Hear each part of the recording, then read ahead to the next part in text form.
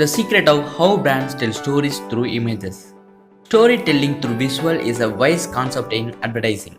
The use of creative images instead of text enables a deeper connection with the consumers as well as faster communication. This is a clever use of phrase to create a Wi-Fi signal. This ad of McDonald's advertised free Wi-Fi in the restaurant. Above Adidas ad, fake hurts real, implies that the user had once worn shoes that were not Adidas, causing an injury and showed food. In this type of indexical image ad, two objects are directly related. As an example, when you see smoke, you usually immediately think that is fire.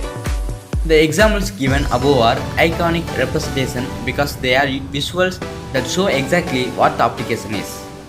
Brands use this concept to directly convey a message, and that is semiotic storytelling. Semiotics is used by marketers to invoke a positive action. Thank you and subscribe for more videos.